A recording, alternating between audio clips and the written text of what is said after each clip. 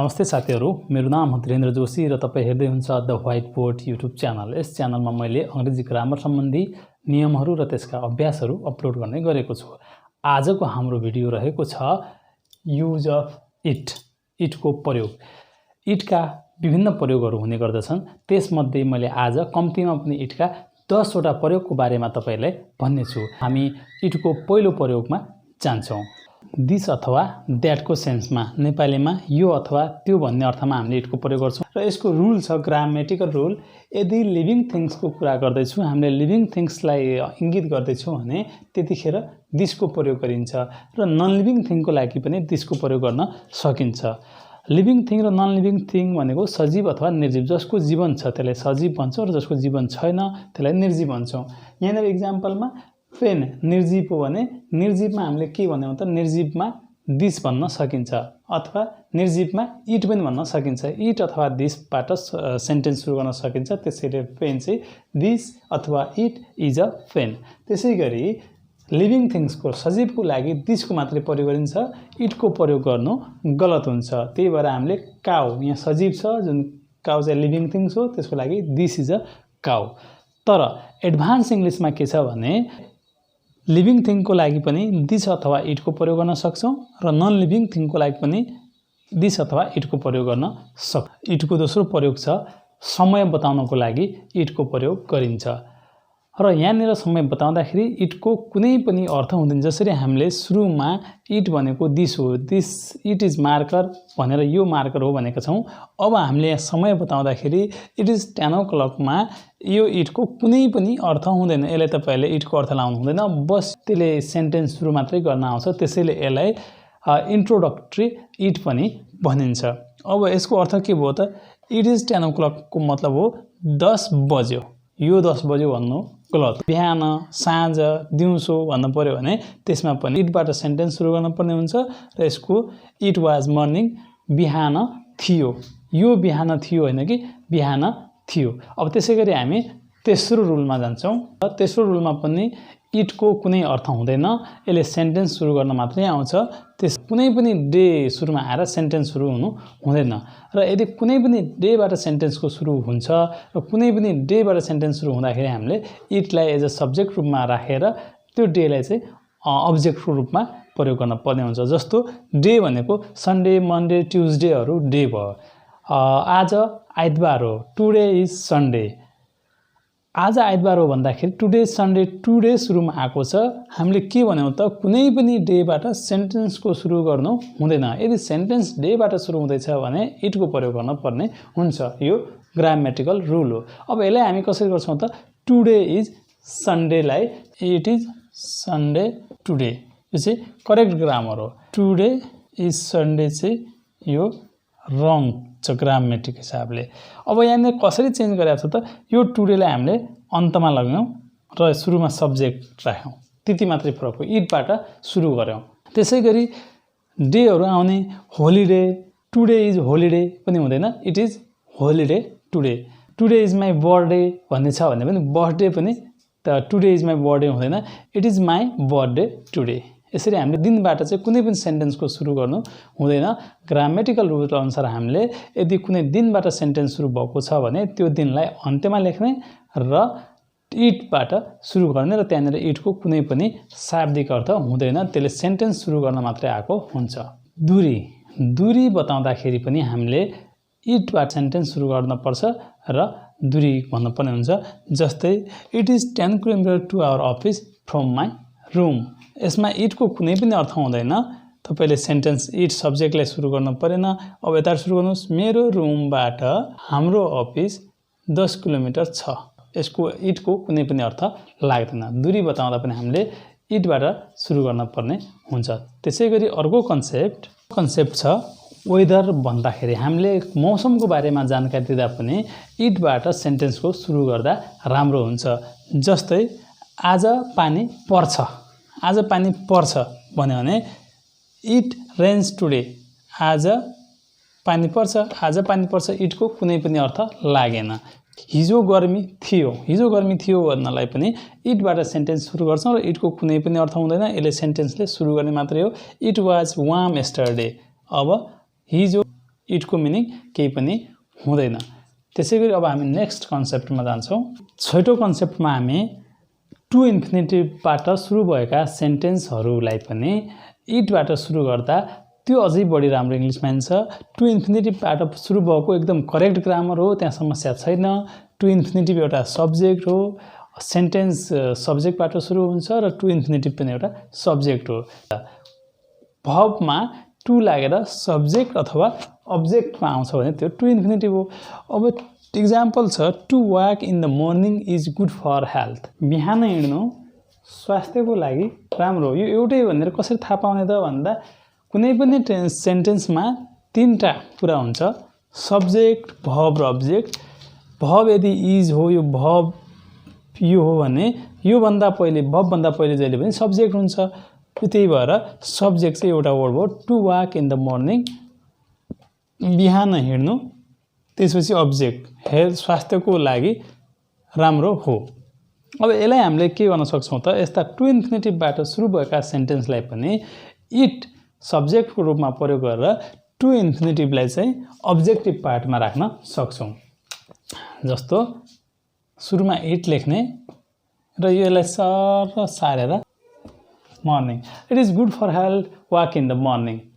अब यो दुईटै सेन्टेन्स करेक्ट छ ग्रामेटिकल रुल अनुसार, तर प्रिफर्ड सेन्टेन्स चाहिँ के हो त, यो सेकेन्डवाला चाहिँ बढी प्रिफर्ड हो, बढी यसलाई चाहिँ राम्रो मानिन्छ। हामीले टु इन्फिनिटिभबाट सेन्टेन्स सुरु गर्नुभन्दा पनि इटबाट सेन्टेन्स सुरु गर्नु अझै प्रिफर्ड हो र इङ्ग्लिस नेटिभ्सहरूले यस्ता सेन्टेन्सहरू बढी प्रयोग गर्ने गरेको पाइन्छ। त्यसै गरी हामी 7औं रुल्समा जानेछौँ। फेरि 7औं रुल रहेको छ stressed word with that clause.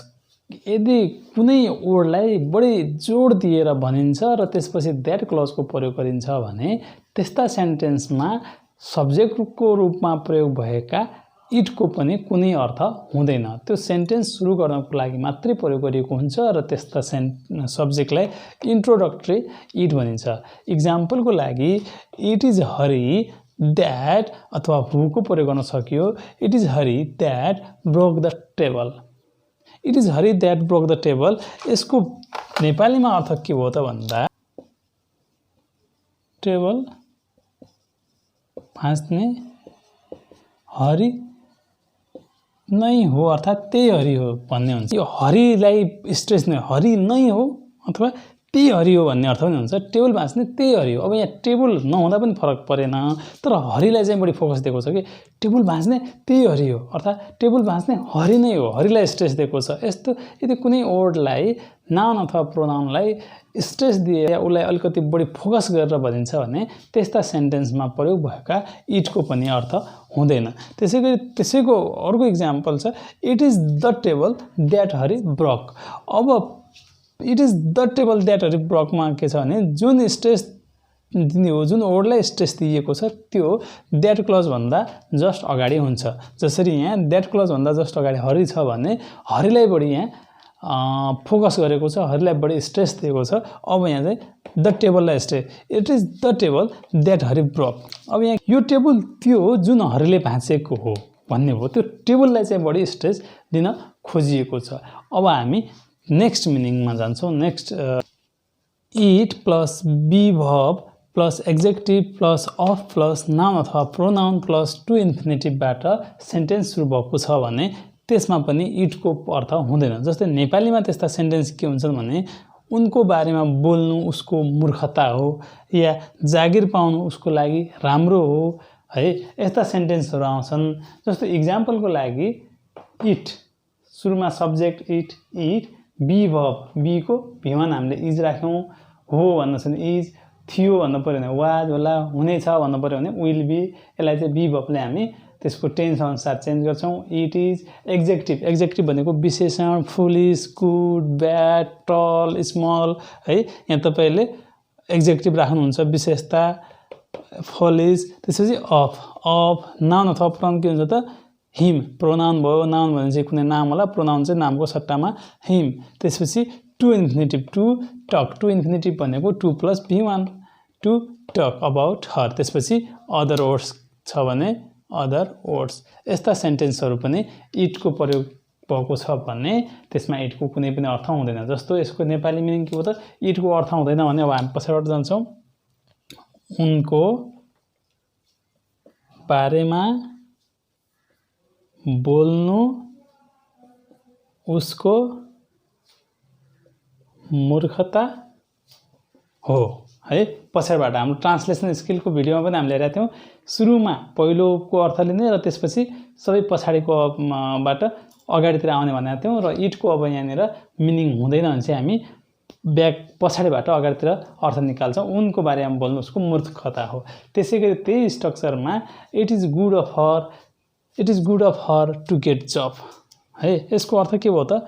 जब, जागिर हो, गेट, टु गेट पाउनु, हर उनको, अफ लागि, गुड राम्रो, इज हो जागिर पाउनु उनको लागि राम्रो हो।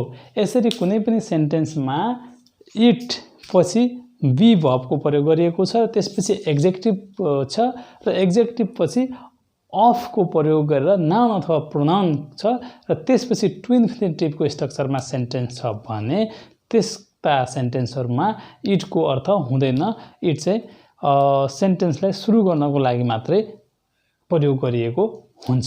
त्यसैगरी अर्को रुल छ it's no use plus before र other word. It's no use plus before र अदर वर्डको मिनिङ हुन्छ इट्स नो युजको मतलब हो कुनै फाइदा छैन र बिफोरमा नुको भन्ने हुन्छ। जस्तो इट्स नो युज इटिङ भनेको छ भने खानुको कुनै फाइदा छैन। इट्स नो युज गोइङ भन्यो भने जानुको कुनै फाइदा छैन। यस्तो सेन्टेन्समा पनि इटको कुनै पनि अर्थ हुँदैन। इक्जाम्पलको लागि it's no use going market, it's no use before going other words market. यसको मतलब के भयो त भन्दा यो सुरुको हुन्छ कुनै फाइदा छैन र लास्ट अब हामी पछाडिबाट अर्थ लगाउँछौँ।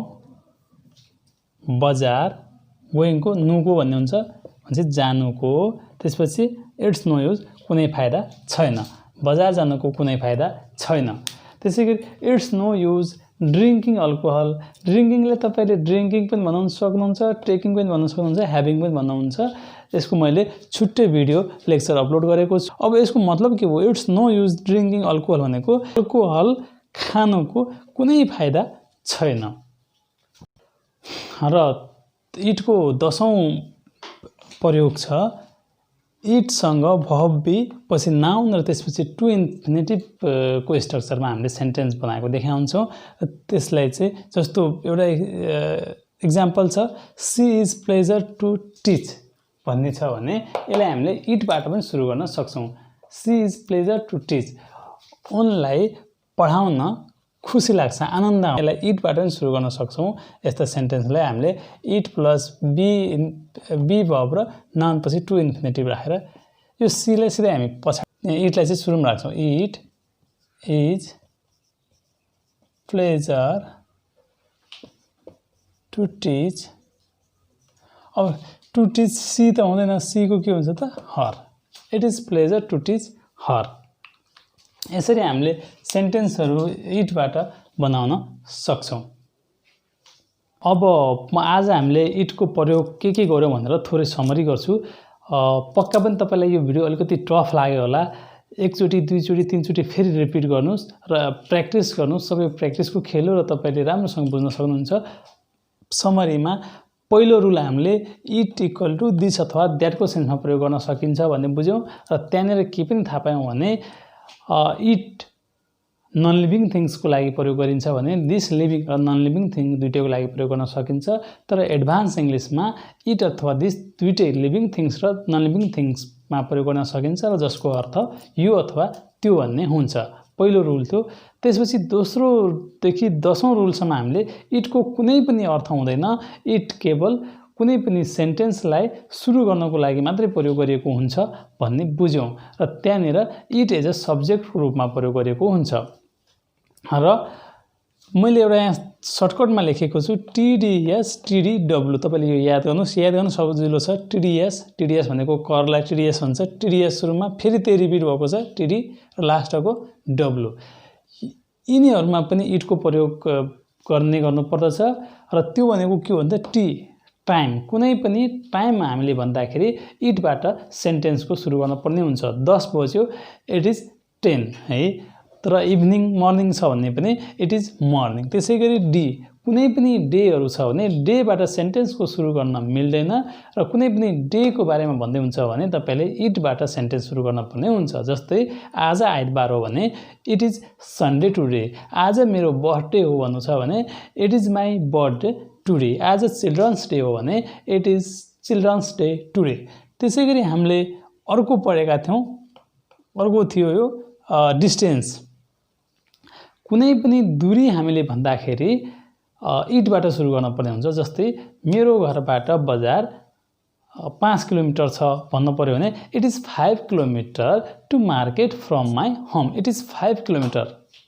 5 किलोमिटर छ इट इज 5 किलोमिटर 5 किलोमिटर छ है त्यसैगरी हामीले अर्को पढेका थियौं वेदरको बारेमा भन्दा पनि इटबाट सुरु गर्न पर्ने हुन्छ it is sunny today it rains today it was warm yesterday है इटबाट सुरु गर्न पर्ने हुन्छ गर्मी थियो गर्मी छ पानी परेको छ चट्याङ पर्दैछ भन्नु छ भने it is thundering it was thundering it has been thundering है तर कुनै पनि सेन्टेन्समा इटको प्रयोग गरेर वेदरको बारेमा बताउनु पर्छ र त्यसैगरी यस भनेको के थियो भने कुनै पनि शब्दलाई अलिकति दबाब दिएर स्ट्रेस वर्ड छ भने त्यसलाई पनि हामी दैट क्लजको प्रयोग गरेर सुरु गर्छौं र दैट क्लज भन्दा पहिले त्यो स्ट्रेस्ड वर्डलाई राख्छौं र सब्जेक्ट चाहिँ जहिले पनि इटबाट प्रयोग हुन्छ जस्तै यो कुर्सी रामले भाँचेको हो भनेको छ भने यो कुर्सी रामले नै भाँचेको भन्न खोजेको हो अर्थात यो कुर्सी भाँच्ने राम नै हो भन्न खोजेको छ नि त्यहाँ रामलाई बढी फोकस गरेको छ कुर्सी भाँच्ने राम हो भनेको छ नि त्यहाँ रामलाई बढी फोकस गरेको छ भने दैट क्लज भन्दा पहिले राम आउँछ र सब्जेक्टमा जहिले पनि इटको प्रयोग गरिन्छ भनेर सिकेका थियौं it is Ram who broke the chair टी टु इन्फिनिटिभहरुलाई पनि हामी इटबाट सेन्टेन्स सुरु गर्न सक्छौं र टु इन्फिनिटिभलाई अन्तमा लेख्न सक्छौं अब्जेक्टिभ पार्टमा लेख्न सक्छौं भन्ने सिकौं जस्तै to walk in the morning is good for health छ भने it is good for health to walk in the morning सुरुको to walk in the morning सब्जेक्टलाई चाहिँ सिधै पछाडि लगाउने र सुरुमा इट लेखेर पनि सेन्टेन्सको सुरु गर्न सकिन्छ र त्यो नै प्रिफर्ड इङ्ग्लिश हो र नेटिभ स्पिकरहरूले पनि त्यसलाई प्रिफर गर्छन् भनेर हामीले सिक्यौं त्यसैगरी it is no use plus before को इट इज नो युज को मतलब यहाँनिर यसको प्रयोग छैन भन्ने हैन यसको मतलब हो कुनै फाइदा छैन र त्यसपछि बिफोर को मतलब हो नुको कुनै फाइदा छैन अर्थात खानुको कुनै फाइदा छैन भन्नुहुन्छ भने इट्स नो युज इटिङ जस्तै रक्सी खानुको कुनै फाइदा छैन भन्नुहुन्छ भने it is no use drinking alcohol having alcohol यस्तोमा पनि इटको प्रयोग गरिन्छ र त्यहाँनेर इटको कुनै अर्थ हुँदैन र त्यसमा त पुरै सेन्टेन्स कुनै अर्थ हुँदैन यसको अर्थ नै फरक आउँछ त्यसको अर्थ हुन्छ कुनै फाइदा छैन त्यसैगरी हामी अर्को रुल पढेका थियौं इट सँग बी भर्ब पछि नाउन र त्यसपछि टु इन्फिनिटिभ राखेर पनि सेन्टेन्स बनाइन्छ र त्यसमा पनि इटको अर्थ हुँदैन जस्तै she is pleasure to teach छ भने it is pleasure to teach her भनेर पनि सेन्टेन्स बनाउन सकिन्छ त्यो प्रिफर्ड इङ्ग्लिश हो भनेका थियौं त्यसैगरी लास्ट छ एउटा अर्को concept it be adjective of noun pronoun plus to infinitive यसरी पनि सेन्टेन्स को सुरु गर्न सकिन्छ र त्यसमा चाहिँ इटको पनि अर्थ एक्जाम्पलमा it is foolish of him to talk about her it is foolish of him to talk about her it is good of him to get the job it is good of him to get the job यसरी हामीले इटका विभिन्न प्रयोगहरू पढ्यौं तपाईले धेरै practice गर्नुस् यो भिडियोलाई फेरि दोहोर्याएर हेर्नुस् र तपाईलाई सबै कन्सेप्टहरू क्लियर हुनेछ Thank you guys for watching this video. Please do like and subscribe this channel. Have a good day and take care.